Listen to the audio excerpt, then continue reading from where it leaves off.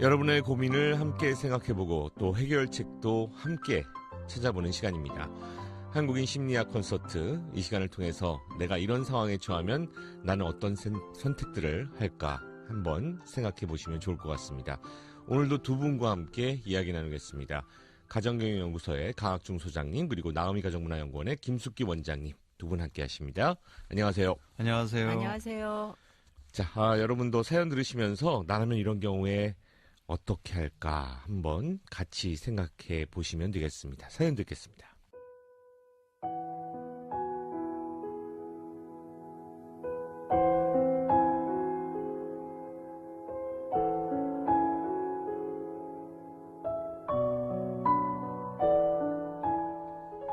얼마 전 설 연휴였습니다. 시댁 식구들이 모인 자리에서 남편은 또 술주정을 했고요. 밥상을 엎었고 아주버님과 시동생 등 5남매는 모두 저희 남편을 말리느라 애를 먹었습니다. 시어머니께서는 저에게 면목 없어 하셨고 아주버님과 시동생들도 모두 저에게 미안했습니다. 하지만 그렇다고 해서 알코올 중독인 남편과 사는 이 저에게 위로가 되진 않습니다. 남편은 건설업을 했고 돈도 꽤 벌었습니다. 그런데 문제는 늘 술이었습니다. 술만 안 마시면 머리도 좋고 사업 수완도 좋아서 돈도 잘 벌었고 아이들에게도 좋은 아빠였습니다. 그런데 늘 술이 문제였습니다. 처음에 어디서 어떻게 술을 잘못 배웠는지 젊어서부터 주사가 있었습니다. 5년 동안 저를 쫓아다니며 결혼하자고 했고 저와 결혼하고 나서는 술을 끊겠다고 약속을 했습니다.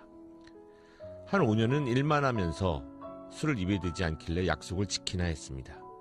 하지만 건설업을 하면서 거래처 사장들과 술을 마시게 됐고 그때부터 다시 술이 모든 것을 망쳐놓고 말았습니다. 결국 시댁 식구들에 의해서 3년 전에 알코올 치료병원에 입원을 했지만 병원에 있을 때만 멀쩡했고 퇴원하면 또다시 술 마시는 일상이 반복됐습니다. 친정에서는 벌써부터 이혼하고 새 인생을 찾으라고 했지만 저는 아이들 때문에 도저히 이혼을 못했습니다. 그리고 남편이 참 안 됐고 불쌍했거든요. 남들은 알코올 병원에서 한 3, 4년 절대 퇴원시키지 말라고 하지만 병원에 입원시키면 날이면 날마다 가족들 모두에게 전화를 해서 퇴원시켜달라고 조르고 협박하고 난리도 아닙니다. 가족들이 일상생활이 안 될 정도예요. 이제 제 인내심에도 한계가 왔습니다. 어렸던 아이들은 이제 중고등학생으로 컸고 저한테 엄마 이제 그만 아빠와 헤어지라고 말을 합니다. 이런 분위기를 아는지 남편이 요즘 술을 마시면 저한테 반협박을 합니다. 네가 도망가면 너도 죽고 나도 죽고 함께 죽자고. 제가 이제 자기한테 마음이 든 걸 아는 것 같았습니다. 예전엔 술이 깨면 미안하다고 하면서 그렇게 독한 말을 하지 않는 사람이었는데 술이 사람을 이렇게 독하게 만들었네요. 제가 이혼을 하자고 하면 정말 무슨 일을 저지를지, 쫓아와서 무서운 일을 저지르지는 않을지, 그래서 이혼을 해야 할지 요즘 잠이 오질 않습니다. 이렇게 사는 것도 두렵고 남편이 쫓아와 무서운 행동을 할까 그것도 두렵습니다. 어떻게 해야 할지 모르겠습니다.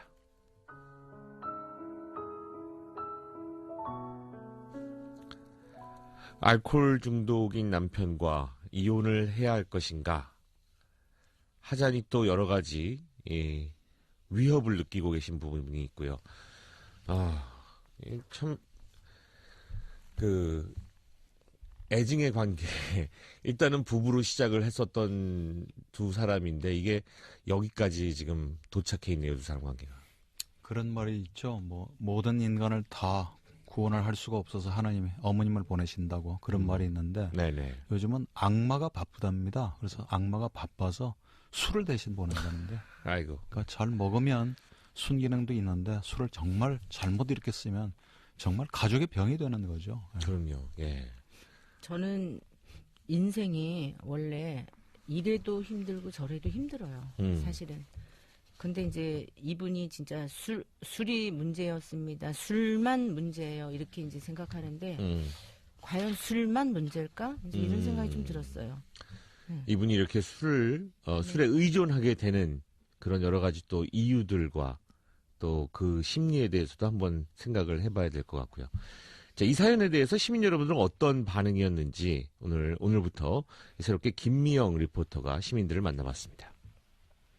이혼을 해야 되지 않을까요? 난 이혼을 해야 된다고 생각해요. 그거는 안 고쳐지는 것 같아요. 가족이 너무 겪을 게 너무 힘들 것 같아서. 이혼은 아이들한테 마음에 상처를 주잖아요. 저 같은 경우는 한 남편한테 치료를 권유를 해서 뭐 거기서 치료가 되면 되지만 안 되면은 뭐 좀 생각을 해봐야 될 것 같아요. 둘이 이제 떨어지면서 나이를 먹으면 어느 정도 조금 공감이 될 것 같은데 첫 번째는 치료 참고 살다가 이건 아니다 그러면은 한 1년이든 2년이든 좀 떨어져 살다가 그때는 남자가 이제 자기도 이제 그 마음에 그게 오겠죠. 그냥 지금 당장 저는 이혼을 해야 된다고 생각을 해요. 이게 얼마 남지 않은 인생인데 굳이 그거를 참아가면서 살면 오히려 옛날부터 그 여자는 마음이 죽으면 시체의 마음이 다 썩어서 안 보인다 그러잖아요. 이제 그 썩고 살 필요는 없다고 생각을 해요. 옛날하고 요즘하고 시대가 틀린데 세상 따라 살아야지. 아무리 나이 많아도 요즘 이 좋은 세상에 애 맞고 사고 두들 맞고 그거 아끼고 그건 아니다. 먼저 그렇게 뭐 교육을 듣는다든지 아니면 치료 프로그램을 한다든지 이런 방법을 한 후에 이제 최종적으로 정말 손을 쓸 수 없다라고 싶을 때 이혼은 하는 게 아이를 위해서나 또 본인을 위해서나 낫지 않을까 싶어요. 해볼 거는 다 해보고 그러고서 아 정말 내가 해볼 만큼 했으니까 이제 됐다 싶을 때 이혼을 결정을 하셔도 늦지 않을 것 같아요. 옛날에는 참고 자식들 때문에 참고 그냥 옛날에는 살았지만 요즘에는 내 인생 살아야지 뭘 그까짓 거를 갖고서 그걸 이혼해고서도 얼마든지 애들을 돌볼 수 있으니까 이혼을 해야지. 데리고 나와야지. 그런 아빠 밑에서 그 자식이 뭐가 되겠어. 자식은 엄마는 어떻게 해서 자식은 다 키워요. 그 아빠의 빈자리를 엄마 혼자 감당할 수 없더라고요. 아이들하고 먼저 상의를 해봐서 아이들 생각도 그렇다면 남은 식구끼리 행복하게 사는 게 오히려 더 좋지 않을까 싶은데요. 변하지 않을 것 같아서 계속 같이 살면은 또 반복이 되니까 떨어져서 사는 게 방법이지 않을까요? 그냥 피해서 되도록 만날 수 없도록 멀리 어떻게든 그러면 좀 더 나아지지 않을까. 부인도 되게 괴로울 것 같아요. 네, 시민 여러분들의 목소리를 또 들어봤습니다. 사실 저는 이 알코올 중독이나 혹은 뭐 마약이나 뭐 이런 것과 관련돼서 얘기를 할 때 그것만 안 하면 참 좋은 사람이다라는 표현이 있잖아요. 이게 뭐 누구나 그냥 하는 소리인지 그 얘기를 우리가 어떤 식으로 받아들여야 되는 건지. 그래서 괜찮은 사람이거든 그 사람은 사실은 알고 보면. 그치, 다 좋은데 그것만 뭐 이렇게 얘기하잖아요. 그러게요. 이분도 술만 안 마시면 나머지는 다 괜찮은 사람이거든요. 사업소환도 좋고 네. 좋은 아빠고 뭐 네. 쭉쭉 나옵니다. 그래서 제가 드리고 싶은 얘기는 술이 문제야. 저 사람은 이렇게 얘기하지만 술 누가 먹냐 이거예요. 이분이 먹는 거거든요. 그렇죠. 그러면 술에 대해서 어떤 관점을 갖고 있느냐가 굉장히 중요하기 때문에 그 부분을 보려고 하는 거죠. 이제 저희 전문가 같은 경우는. 네네. 그리고 실질적으로 술에 대한 의존성이 이제 지금 굉장히 이제 높은 거죠. 예, 높잖아요. 그런데 아내하고의 관계에서도 마지막에 지금 어떻게 나오냐면 아내에 대한 의존도가 또 굉장히 높아요. 그렇죠. 예, 죽기 살기로 지금 너가 떠나면 나도 죽겠다. 예, 너 죽고 나 죽자. 너 죽고 예, 그렇게 나오거든요. 그렇기 때문에 이분의 삶의 인생을 이 어떤 극단적인 어떤 상황 안에서 자기가 예를 들면 사실은 좀 객관화시켜서 조금 현명하게 처리하지 못하시는 분이라는 느낌을 저는 확 받았거든요. 네. 예. 이 부부의 문제가 술만은 아니듯이 시민들이 얘기했듯이 이혼만 하면 또 이 문제가 해결되는 게 또 아닙니다. 네네. 술에다가 모든 잘못을 뒤집으시면 너무 편하죠. 네. 너무 간단하잖아요. 고민할 필요도 없고 내가 책임질 필요도 없고 여러 가지는 이제 얽혀 있는 문제인데 이분이 뭐 병원에까지 가서 치료를 받으실 정도면 뭐 다분히 알코올 중독인 것 같습니다. 이제 그 병을 잘 알아야 되는데요. 단순히 술 많이 마셔서 알코올 중독이 아니라 심각한 신체적인 어떤 문제가 생기거나 직업적으로, 가족적으로, 사회적으로 심적으로 문제가 생기는 거죠. 네. 그래서 정말 이제 이분은 남편의 술 문제하고 이혼을 해야 되나 말아야 되나 하는 그 길목에서 남편의 이제 협박 때문에 좀 엄청나게 공포스럽고 이제 불안해 뜨는데 그 문제를 좀 잘 나눠서 접근을 하실 필요가 있을 것 같습니다. 우리가 근데 어떤 이유들을 떠올려 볼 수 있을까요? 아까 어렸을 때 어떻게 술을 배웠는지라는 표현이 나왔어요. 그러니까 술이라는 것이 잘 배우면 주사가 없고 어른 앞에서 그래서 술을 배워야 한다 뭐 이런 말도 있고 그렇잖아요. 근데 사실 어떻게 보면은 그냥 또 그거 전혀 상관없이 그냥 술만 마시면 좀 이상해지는 사람들이 있는 것 같긴 하고요. 유전적인 요인이 좀 있죠. 그게 이제 다분히 그냥 환경적인 요인하고 맞물려 있는데 네네. 가족 중에 뭐 예를 들면 뭐 아버지나 그죠? 네네. 알코올 중독으로 아니면은 또 뭐 어떤 분은 그것 때문에 이제 돌아가셨다거나 그죠? 그렇게 되면 이제 확실히 이제 일란성 쌍둥이, 이란성 쌍둥이라고 실험을 한 예도 있어요. 아하. 일란성 쌍둥이는 더더욱 그렇고 완전히 다른 환경에서 키웠는데도 불구하고 네. 일란성 쌍둥이는 더 많이 영향을 받고 이란성 쌍둥이도 하는 걸 보면 유전적인 요인도 있고요. 생물학적인 요인, 심리적인 요인, 사회 문화적인 요인도 있어요. 여러 가지가 다 우리가 너무 술에 대해서 관대하거든요. 그죠? 네네. 네. 그리고 뭐 기분이 좋아도 한 잔, 네. 슬퍼도 한 잔, 기분이 화가 나도 한 잔, 이런 것들이 이제 다 결국 이제 학습이 되기 때문에 그렇죠. 젊었을 때 청소년 시절에 첫 술을 어떻게 마시고 또 그게 어떻게 의존을 했는가. 청소년들은요, 예. 술 많이 마시고 술 많이 마시는 주량을 가지고 네. 더 남자답다고 뻐기기도 하고요. 그죠? 네. 그리고 어떤 것에 도피하는 수단으로 술에 취해보면 그것만큼 좋은 천국이 없거든요. 네. 그러니까 술이 이끄는 대로 가게 되면 정말 천국이 있을 것처럼 모든 스트레스 걱정에서 벗어난 것처럼 보이는데 그런 천국은 없다는 게 사실은 문제인 거죠. 그렇죠. 예. 근데 이제 이런 부분들도 있어요. 그러니까 예를 들면 평상시에는 많이 억압이 되어 있다가 알코올만 들어가면 이거를 기점으로 해서 무장해제가 돼요. 그러니까 이제 술만 마시면 우시는 분이 있고요. 네. 술만 마시면 고래고래 뭐 고함 지르시는 분이 있고요. 네. 근데 이제 그런 심리적인 거를 살펴보면 사실은 이제 평상시에 하지 못했던 거, 억압되었던 거. 네네. 그러니까 술이라는 하나의 이 매개체를 통해 가지고 핑계 삼아 그거를 좀 드러내는 그런 이제 역할도 좀 있어요. 네네. 그래서 이제 사실은 그 우리가 술 먹고 나서 이제 이분 같은 경우도 저는 이제 또 어떤 생각을 했냐면 처음에 그래서 이제 술을 어떻게 배웠느냐도 이제 사실 굉장히 중요하죠. 왜냐하면 학습도 중요하고요. 네. 또 이게 습관이 되기 때문에 그래요. 근데 이제 그거 이외에 이 사람의 심리적인 상황이 지금 어떤 상황인가를 좀 살펴보는 것도 굉장히 중요한 거거든요. 네네. 그래서 평상시에 말 못하다가 술 먹으면 속 얘기가 나온다든지. 예. 그리고 그래서 이제 그 억압되어져 있는 거를 평상시에 조금 좀 돌봐주는 거, 뭐 이런 것도 이제 하나의 좋은 치료 방법이 될 수 있는 거죠. 이분은 지금 이게 좀 보면은 의존적인 그런 부분들이 좀 있는 것 같고요.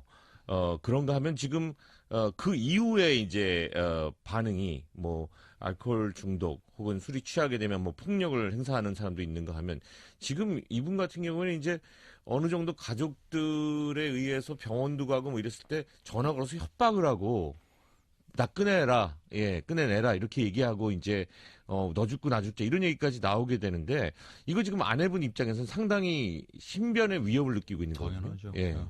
그래서 일단 뭐 문제의 원인은 짧은 사연 가지고 정확하게 저희가 진단을 할 수는 없겠지만 네. 드러난 것은 일단 알코올 중독이 이게 질병입니다. 치명적인 진행성 질병이고 네. 그 남편만 병이 아니고 가족이 다 함께 앓는 병이에요. 그래서 이제 지금 당장 이혼을 결심할 거냐 아니면 정말 다시 한번 제대로 치료를 받을 거냐인데 이 남편이 자기의 병을 인지를 하고 내가 병이 있다는 걸 지금 시인하는 단계인지 모르겠어요. 그게 첫 번째 안 되는 게 사실은 병 중에 또 병이거든요. 네. 나는 아무 이상이 없는데 왜 나를 강제로 입원을 시키냐. 난 맘만 먹으면 옛날에도 5년 내가 술 안 먹었지 않느냐. 그게 바로 질병이라는 거죠. 내성이 생기거든요. 네네. 그리고 이제 금단 증상이 생기고 그래서 정말 전문 병원에 다시 입원을 시켜서 의사의 말대로 중간에 다시 나오게 하는 일 없이 그 대신 그 환자만 남편만 병원에 들어가서 치료를 받고 나오면 끝나는 게 아니고 이 상황에서 가족이 어떻게 대처할까를 대처하는 요령을 또 하셔야 돼요. 네. 그러니까 개인 상담, 가족 상담, 부부 상담, 퇴원 후에 또 어떻게 할 건가. 그 프로세스를 모두 다 그럼요. 함께 할 것에 대한 약속과 그러니까 상당히 의지가 있지 아니면 상당히 고약한 병이죠. 그러게요. 그러니까 이분이요, 이분이 결혼하자고 5년을 쫓아다녔어요. 네. 그러니까 아내가 마음에 들어서 이제 5년을 우리 한번 생각해. 의지의 남자거든요. 그렇죠. 이 정도면. 5년을 쫓아다녔어요. 네, 요즘 5년을 세상에. 쫓아다녔는데 그때 약속을 술을 끊겠다는 약속을 했어요. 네. 저는 여기에 주목이 되는 거예요. 아하. 술을 어떻게 끊었습니까? 약속을 해서 끊었어요. 그럼 이건 뭐예요? 나는 술을 먹고 싶지만 너를 위해서 끊은 거예요. 너를 내 여자로 만들기 위해서. 아하. 그러면 본인의 의지보다는 뭔가 보여주기 위한 게 많잖아요. 만약에 진짜 술을 끊는 사람은 약속 같은 거 필요 없어요. 아, 내가 깨달았어. 나 술 먹으면 안 되겠구나. 그렇죠. 예, 본인이. 그러니까는 이분이 저는 그러한 여러 가지 부분에서 굉장히 의존성이 강한 사람이다라고 저는 보는 거예요. 그리고 뭐 그냥 한번 얘기해 보자면 그렇게 약속을 했던 대상과는 예전 같지 않은 관계가 되어 있다라고 생각을 하면 그 사람이 예전처럼 나를 아껴주지 않는다. 뭐 이렇게 판단이 들면 그 약속이 별로 의미 없는 것이 또 된다고 네. 변명할 수도 있는 거니까요. 네, 또. 그럴 수 있죠. 그리고 이제 지금 이분이 이제는 어느 정도 알은 것 같아요. 뭐 이렇게 얘기하시잖아요. 내가 이제 마음이 떠나 있다라는 걸 네네네. 남편이 이제 안 것 같아요. 뭐 그러다 보니까는 뭐 극단적인 상황들을 자꾸 만든단 말이에요. 그래서 우선은 저는 정말 소장님께서 얘기했지만 실질적으로 그냥 알코올에서 그거만 치료하는 게 아니고 이분의 어떤 심리적인 부분들 뭐 이런 거하고 같이 이제 맞물려서 다 종합적인 상황들에 대한 터치가 좀 필요할 것 같고요. 네네. 가족들도 이제 함께 하면서 해야 되고 치료가 끝나서 끝나는 게 아닙니다. 사실은요. 계속 단주 모임도 나가야 되고 예를 들면 함께 할 수 있는 안에서 이렇게 하나씩 징검다리처럼 한 단계 이렇게 올라가는 그런 것들이 이제 좀 많이 필요하겠죠. 자, 지금 여기에서 우리가 그렇게 모든 긍정적인 방향으로의 프로세스를 이어나간다면 다행이고 잘 되길 바라지만 만약에 그렇지가 않다면 말이죠. 지금 이렇게 신변의 위협을 느끼고 이럴 때에 이 아내분께서 할 수 있는 일들은 뭐가 있을까요? 현실적으로. 그래서 이제 지금 아이들이 중고등학생이라고 그러는데 결혼하고 한 5년 끊었다 그러니까 이 자녀들이 겪었던 고통도 한 10수년 돼요. 네네. 가족들의 고통을 보면요. 모든 게 아버지한테 다 맞춰져 있습니다. 그 사람 눈치 보고 기분 맞춰주고 욕구 맞춰주고 그러다가 막 심하게 언어적인 폭력, 신체적인 폭력까지 하면 그 상처 때문에 그죠? 잠도 못 자고 그 일이 계속 반복이 되면 공포, 불안, 죄의식 그죠? 증오심 이런 것들. 그래서 정말 아이들 때문에 이혼을 못했다고 그러는데 사실 어떤 의미로 보면 아이들 위해서라도 지금 이혼을 하셔야 되는데 마지막 그 부분이 계속 공포로 남아있다면 제가 제안을 하나 드리죠. 계약서를 하나 쓰세요. 말로만 끊겠다가 아니라 정말 가족들이 다 원하는 대로 제대로 치료받겠다. 그리고 그 계약서가 법적인 효력을 발휘할 수 있도록 변호사나 법무사의 자문을 좀 받으셔서 공정을 받는 것도 방법이고요. 그래서 도저히 이 가족들이 원하는 방대로 안 하면 이혼을 하겠다. 그리고 문제 삼지 않겠다. 그래서 단 한 번의 기회를 한 번 좀 더 주시는 건데 전 이혼도 분명히 내 삶의 어떤 플랜 속에 집어넣어서 심각하게 고민하셔야 돼요. 그리고 협박한다고 그러면 그걸 더 악용을 하는 거죠. 경찰도 있고요. 주변에 가족들도 있는 거고 걱정만 하시지 말고 그 가능성으로 따지면 뭐 모든 최악의 경우는 다 상정이 되는 거죠. 같이 살면서 생길 수 있는 위험은 닥치지도 않았던 그런 최악의 경우를 상정해서 계속 불안에 떨지 마시고 그건 용기를 가지고 감행하시되 그런 절차를 한번 좀 밟아보셨으면 좋겠습니다. 예. 알겠습니다. 사연을 통해서 이 시대의 한국인들의 고민을 나누는 시간 오늘 사연 같은 경우에는 특히나 요새 이렇게 대한민국처럼 술에 대해서 관대한 나라에서는 뭐 많은 분들이 함께 공유하고 있는 그런 문제가 아닐까 싶고요. 예. 오늘 사연 보내신 분 현명한 선택을 하실 수 있기를 도움이 되셨기를 바라겠습니다. 가정경영연구소의 강학중 소장님 그리고 나오미 가정문화연구원의 김숙기 원장님 오늘도 두 분과 함께 이야기 나눠봤는데요. 다음 시간에 또 좋은 말씀 부탁드리겠습니다. 고맙습니다. 네, 고맙습니다. 감사합니다.